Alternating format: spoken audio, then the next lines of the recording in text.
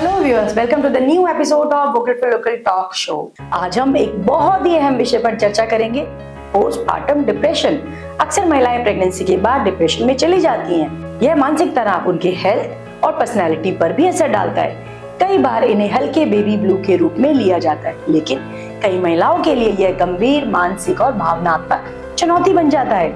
आज हमारे साथ हैं senior clinical psychologist and educator miss Chinmay Lenka ji, जो angel mind world of education की फाउंडर है। चलिए स्वागत करते हैं चिन्मय जी का vocal for local talk show में। Welcome Chinmay ma'am. Thank you so much Poonam ji. सबसे पहले तो मैं पूनम जी को धन्यवाद बोलना चाहूँगी vocal for local talk show के लिए इनवाइट करने के लिए।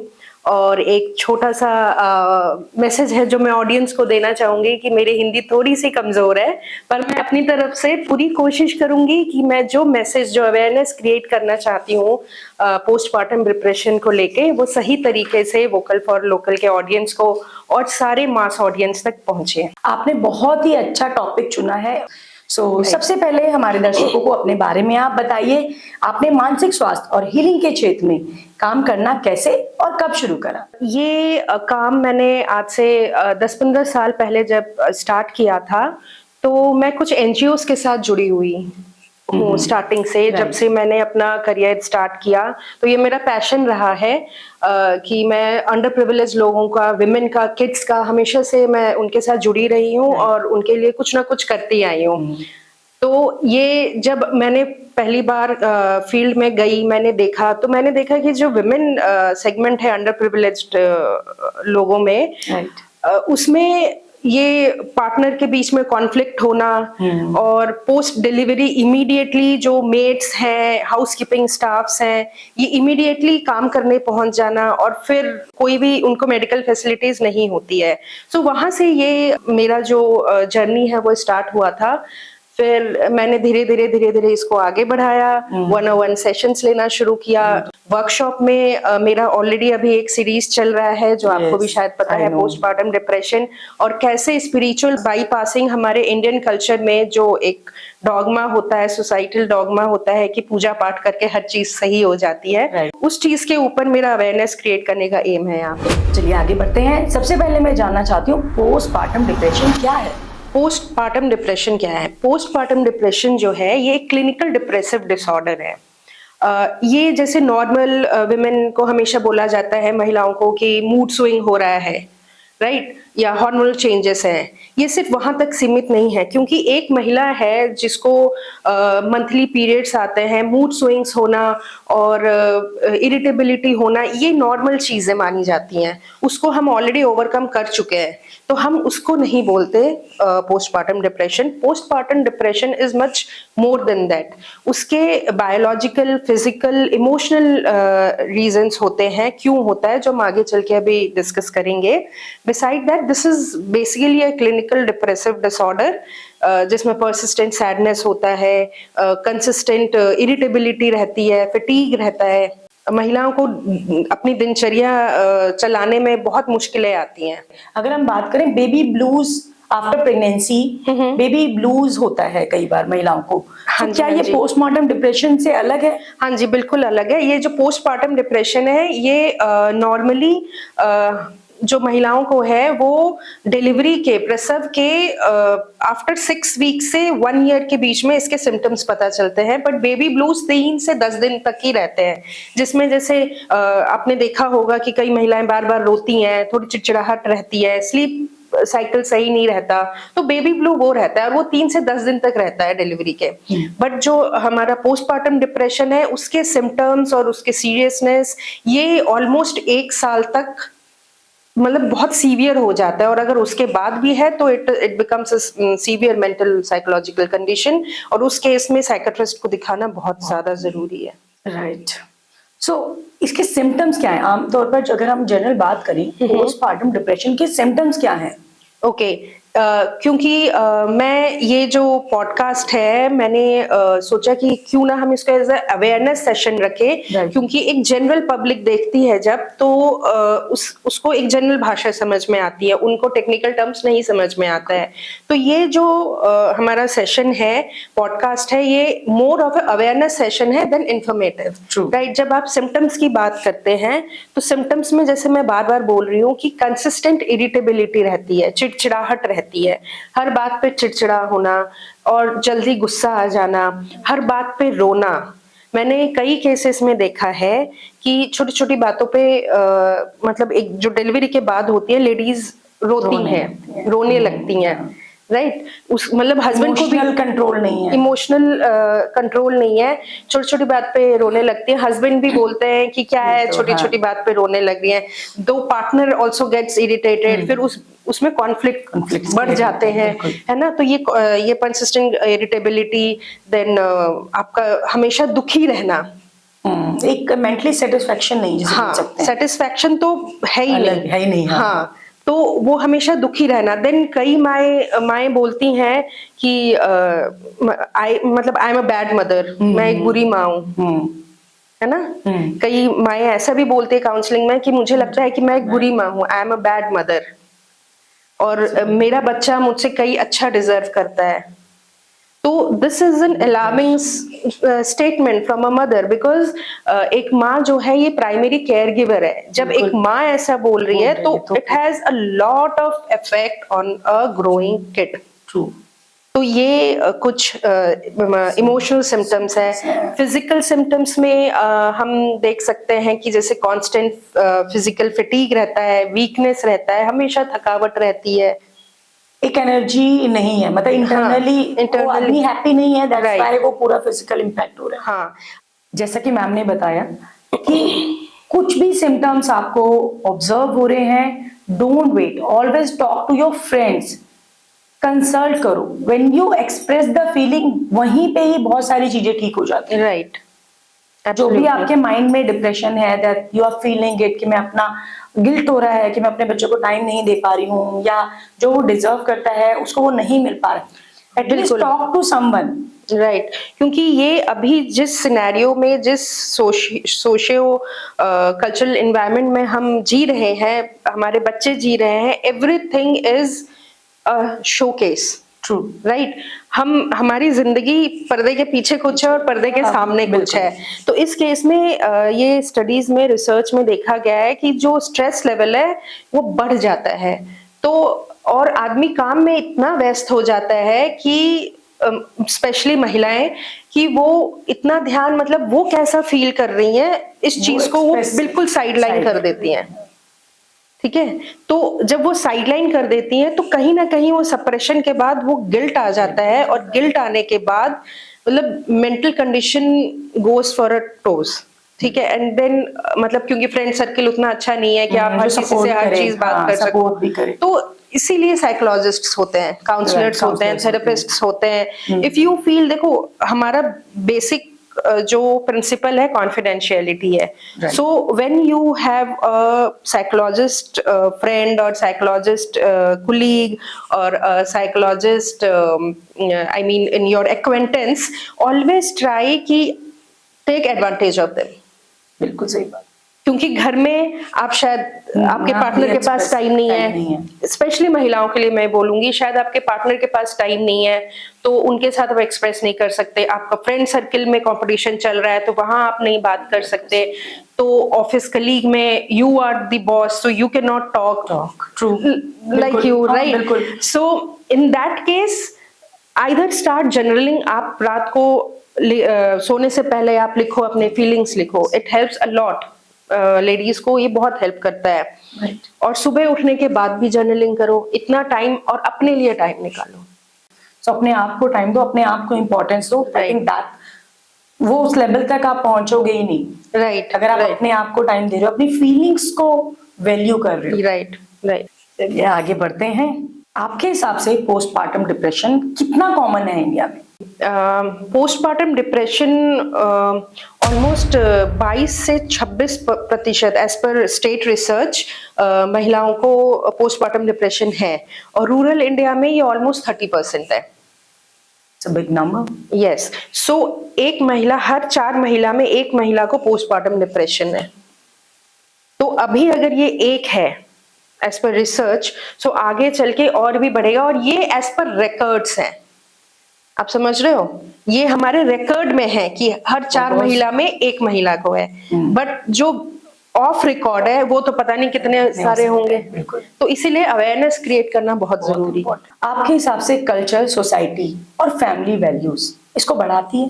बिल्कुल, culture, society, family values postmortem depression को और एड ऑन करते हैं, स्पेशली इन इंडियन कल्चर। मैं ये नहीं बोल रही हूँ कि इंडियन कल्चर गलत है, कुछ हमारे सोसाइटल कंडीशंस होते हैं जिनका कोई लॉजिक नहीं होता, और स्टिल हमें फोर्स किया जाता है कि हमें उसे फॉलो करना है, राइट? तो yes, it adds on to postmortem depression.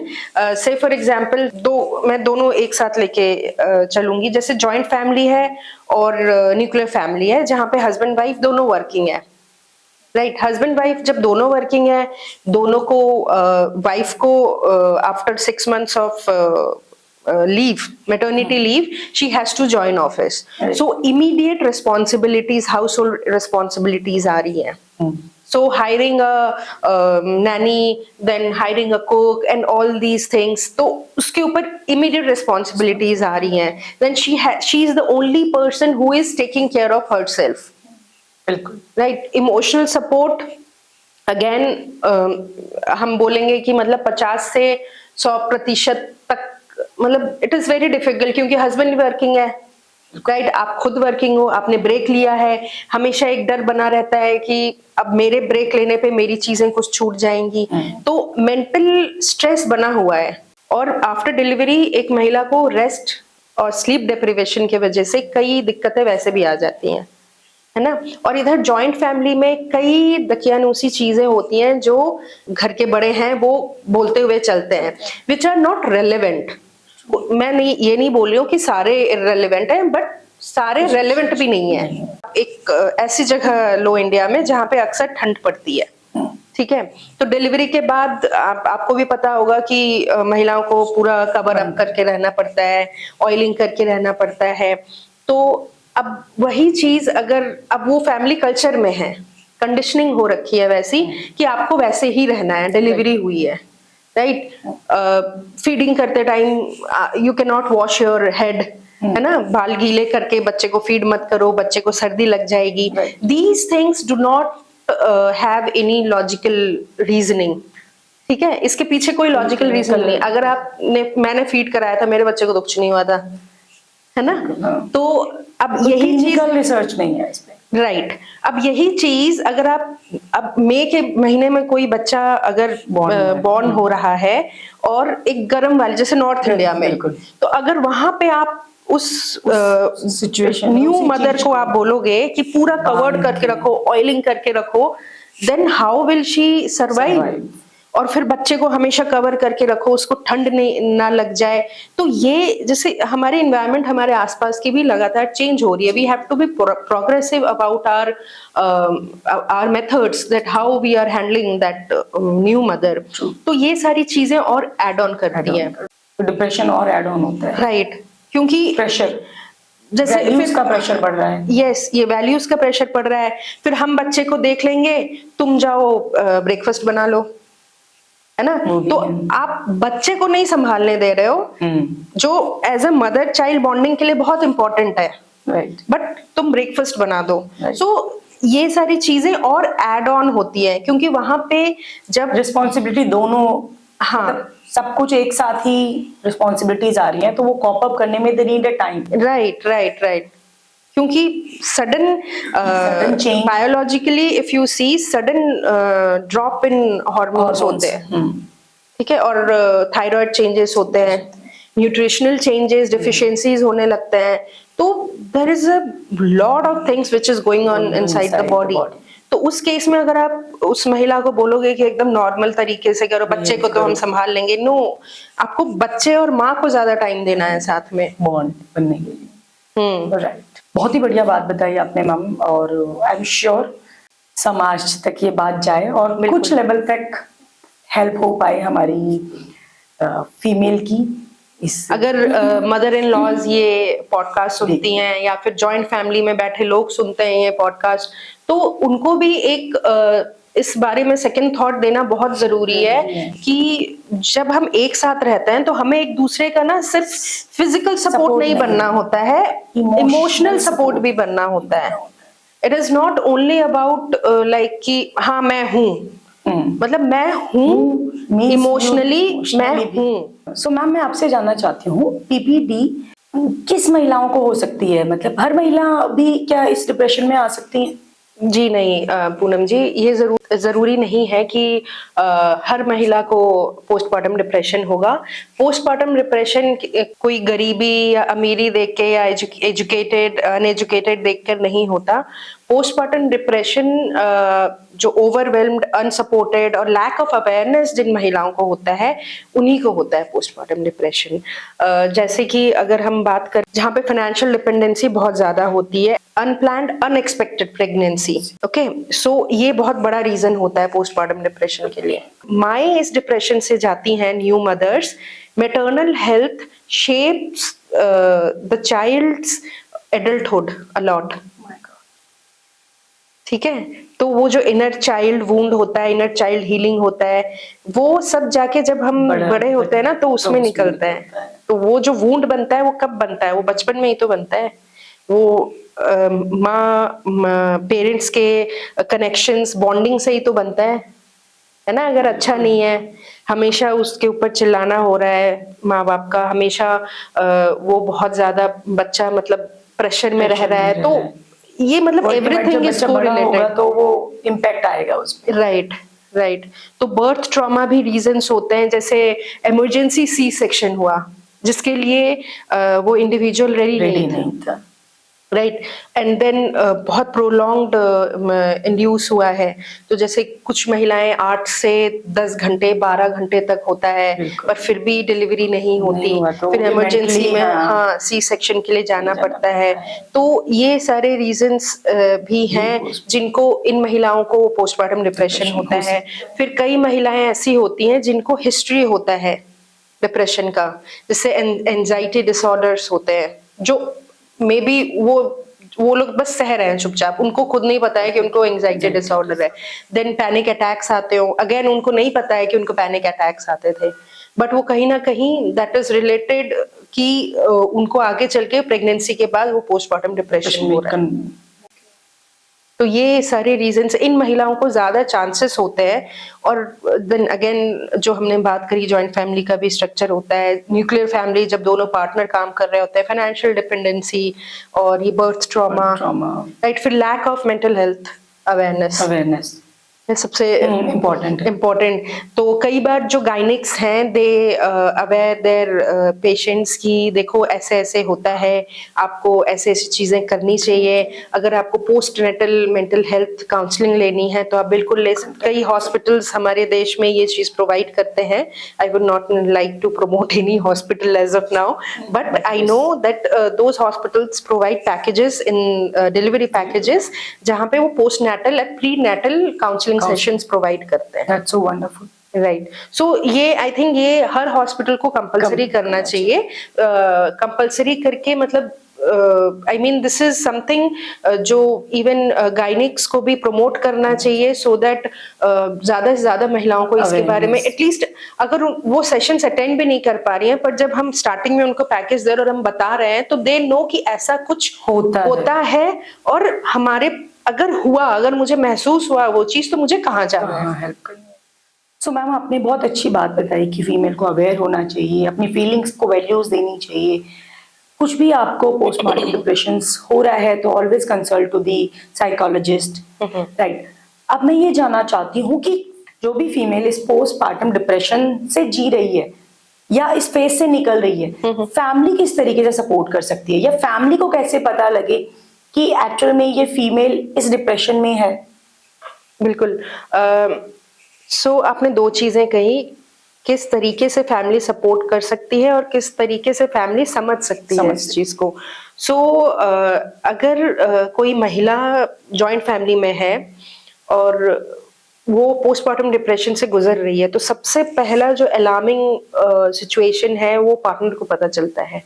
ठीक है, वो जब महिला बार बार, चाहे वो अपने मदर इन लॉ से है, चाहे अपने सिस्टर इन लॉ से है, चाहे वो अपने हस्बैंड से है, अगर वो बार बार एक शब्द कह रही है कि मैं जैसा चाहती थी वैसा नहीं हुआ, जो अभी तक ये बात मैंने पॉडकास्ट में बताई नहीं है, most of the families have gender biasness issues, जिसका मेन रीजन होता है पोस्टमार्टम डिप्रेशन महिलाओं में। जेंडर बायसनेस का मतलब होता है कि हमें लड़की नहीं लड़का चाहिए था, जिसकी वजह से ये डिप्रेशन होता है महिलाओं को। ठीक है, तो अगर महिला ये बोलती है कि मुझे ये नहीं, मुझे लड़का चाहिए था, वहां पे बॉन्डिंग, इमोशनल बॉन्डिंग खत्म हो रहा है बच्चे के साथ। दूसरी चीज, अगर वो बार बार ये चीज बोल रही है कि I am a bad mother, है ना, and then again if she is saying कि मुझसे नहीं हो पाएगा, मुझे ये बच्चा नहीं चाहिए, ये कुछ ऐसे सेंटेंसेस हैं जो शायद सारे जॉइंट फैमिली वाले सुनते होंगे और शायद हस्बैंड्स मेजरली सुनते होंगे। So this is a alarming red flag, जहां पे हस्बैंड्स को इनिशिएटिव लेना चाहिए कि वो बैठे अपने वाइफ के साथ बात करें। और सबसे बड़ा सोल्यूशन होता है लिसनिंग। बिल्कुल, listening is a kind of healing. When a husband listens to his wife and her problem, it is a kind of healing for the women, especially a new mother, because she is going through emotional turmoil. And when the partner sit and listens to her and shares the equal responsibilities, right, homely task, right, है ना, तो उससे बहुत support मिलता है, बहुत support. अब जैसे ड्रामेटिक होती है इंडियन फैमिलीज की सिचुएशन, है ना, कि हस्बैंड्स हैं तो everybody is supporting the female in the house, and if husband is out of the house, everybody is अरे ये छोड़ो अब तो हो गया। ठीक है, तो ये सब ड्रामेटिक सिचुएशंस जो इंडियन फैमिलीज में बहुत है, ये सब भी एड ऑन होता है पोस्टमार्टम डिप्रेशन में। ये हमें बहुत मतलब छोटी छोटी चीज लगती है, बट अगर आप जैसे आप पॉडकास्ट सुनो और उसको एक सेकंड थॉट दो, तो आप खुद समझोगे कि नहीं, ये चीज होती है, ये एक्चुअली होती है। और यही रीजन होता है कि कांस्टेंट स्ट्रेस में रहती है एक न्यू मदर। जब वो न्यू मदर एक कांस्टेंट स्ट्रेस में रहेगी, तो कांस्टेंट स्ट्रेस तो किसी के लिए भी अच्छा नहीं है। तो उस महिला के लिए कैसे अच्छा हो सकता है जो ऑलरेडी इतना ज्यादा हार्मोनल ड्रॉप और nutritional changes and physical changes, body shock होता है महिलाओं को, है ना, कि सुनने को मिलता है कि अरे अभी भी इतने महीने हो गए, पेट क्यों नहीं कम हो रहा है, वेट क्यों नहीं कम कर रही हो। तो ये क्या, ये बॉडी शेमिंग है। So instead of saying that, support the person कि बेटा तुम 2 घंटे तो नहीं, 1 घंटे निकालो, आधा घंटा सुबह, आधा घंटा शाम को आप जाओ वॉक के लिए। बिल्कुल, घर के बारे में, बच्चे के बारे में कुछ सोचने की जरूरत नहीं है, आप अपने को टाइम दो। देखो अब आपकी हालत कैसी हो गई है, कितनी माएं या फिर कितनी मदर इन लॉज ऐसा कितने हस्बैंड्स बोलते हैं, बिल्कुल हार्डली एनी है। सो ये छोटी छोटी चीजें अगर हम इंक्लूड करते हैं तो it will help a lot, it will support a lot as a family, even in nuclear families also। अगर सारे नहीं है तो हस्बैंड्स का ये प्राइमरी रिस्पॉन्सिबिलिटी है, वो प्राइमरी केयर गिवर बन जाता है वाइफ के लिए, और wife is obviously the primary care giver of the child, है ना। तो फिर वो इमोशनल बॉन्डिंग बनती है, और जहां इमोशनल बॉन्डिंग बनेगी वहां पे लव होगा, और लव होगा तो obviously everything would be resolved. बहुत ही बढ़िया आपने information the. I am sure हमारी ऑडियंस को ये बहुत हेल्पफुल होगी, फैमिलीज के लिए बहुत हेल्पफुल होगा। बिल्कुल, और जो भी फीमेल इस पोस्टमार्टम डिप्रेशन से निकल रही है, या फिर जिनको भी ये घर बैठे बैठे ये सुन रहे हैं और उनको लग रहा है कि उनको ऐसी चीजें हो रही हैं, जैसे हमेशा गुस्सा आना, हमेशा चिड़चिड़ाहट होना, हस्बैंड ने कुछ बोल दिया है, फिर बच्चे एक चीज 10 बार पूछेंगे, बिल्कुल, और आप उस चीज से अगर इरिटेट हो रहे हो तो that means you should consult a psychologist. So अगर मदर हेल्दी है और मदर मैटरनल हेल्थ, यस, तो बच्चा भी आपका फ्यूचर में स्ट्रांग बनेगा। राइट। So ये बहुत I think maternal health is very important, and even today people living in high rises, the new mothers are going through a lot, working, work from home, और वो अपने बच्चा भी संभाल रही हैं, काम भी कर रही हैं, but they are not coming out right with their real feelings. But they are unable to realize. If you don't realize today, it is going to put the effect on your child in his or her adulthood, which you would not want. So मैं बस यही बोलूंगी कि अगर आपको कहीं भी feel होता है कि expression is important, if you are aware, then take the step, call for a support, do the healing or counseling, whatever is important. Because अगर आप 5,000 10,000 देके अपने हेयर कलर चेंज करवा सकते हो, अपना पेडिक्योर करवा सकते हो, मैनिक्योर करवा सकते हो, you can look good from outside. So why not to work on yourself from inside? Because you are the maker of your family. True. आप जैसे रहोगे आपकी फैमिली वैसे ही रहेगी, आपके आगे की जनरेशन्स वैसी रहेगी. तो why don't you become a legend for your family and create a family of happy people? बिल्कुल सही बात. And satisfied people. बिल्कुल सही बात. बहुत अच्छी बात बताई आपने कि मदर ही जो नेक्स्ट जनरेशन है उसका बिहेवियर, उसकी पर्सनालिटी पे इम्पैक्ट डाल रही है. बिल्कुल. तो मदर को खुश रहना बहुत इम्पोर्टेंट है, बहुत जरूरी है. खुश, सेटिस्फाइड और सेल्फ अवेयर. इमोशनली वो कैसा फील कर रही है तभी होगा जब वो सेल्फ अवेयरनेस होगा उसके पास. बिल्कुल सही. सो हम आगे बढ़ते हैं. आप एक फाइनल मैसेज हमारी फीमेल्स को क्या देना चाहते हैं जो इस फेज से निकल रही हैं? Okay, final message. You are not weak. You are not ungrateful, and you are unbeatable. Because जब एक महिला माँ बनती है, एक बच्चे का तो जन्म होता है, एक माँ का रीबर्थ होता है, फिर से जन्म होता है एक माँ का, और फिर से जन्म लेना या जन्म लेना is never painless. It is always painful. तो अगर आप में इतनी समझ है तो आप प्लीज अपने आप को समझिए, अपने फीलिंग्स को समझिए. जहां आपकी बॉडी आपको मना कर रही है, जिस फीलिंग्स के लिए आपकी बॉडी को आपको हैवी फील होता है, वहीं पे स्टॉप हो जाइए and address it. Awareness is the first step, support is the second step, and healing is the third step.